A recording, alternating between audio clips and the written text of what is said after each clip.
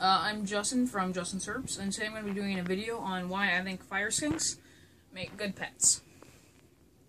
I'm going to start off and say fire skinks are not good for a first lizard, excuse me, as they do require a bit more care than such as a leopard gecko, as I did a video on before. They do require a lot more heating and a bigger tank, as you can see here. They require a UVB bulb, they require a day bulb and a night bulb, which can be kind of a lot to do. As far as handling goes, at first you have to be really careful with them. But as you can see, mine's kind of mellowed up. That he'll just sit in my hand. He's kind of mellowed up, so he's good. And I think another reason they make really good pets is that just they have really cool pattern on them, as you can see on their side here. They have just really cool colors. They're a burrowing lizard, which means you may not see them all the time, which can lead to some scares about, oh no, did he get out of the tank? I was constantly worried about that for probably the first week I had him.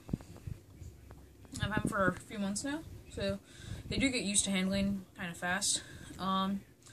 They can bite, however, I will say Tony has never bit me, which is kind of surprising. I thought for sure he'd bite me at least once.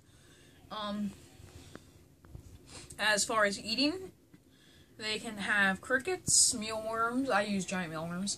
They can have superworms, so I wouldn't recommend that because you have to decapitate superworms before feeding, as they could literally burrow out of the lizard's stomach. And you can also feed them pinkies, which is, I don't know, kind of a 50-50 bet. And they are omnivores, which means you should offer them fruits and veggies every now and then. So that will also probably cost you about $4 or $7 a week for uptake. They do require a heating pad, and like other lizards, their tail can fall off. However, theirs will not regrow. And as with all lizards, they are cold-blooded, which means if power goes out or something, you might want to be a bit careful. You might want to be a bit careful there because they could get too cold. So,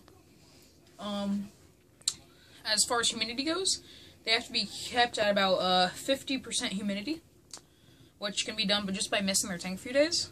However, I use a cocoa fiber substrate, which is good because that allows them areas to burrow. And also when you refresh it, because their tanks have to be cleaned every 2 weeks with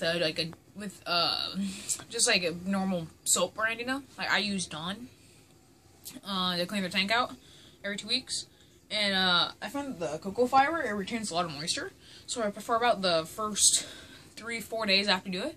You don't have to miss them, simply because of all the humidity provided by the moisture in the cocoa fiber. But as you can see, they will get used to handling.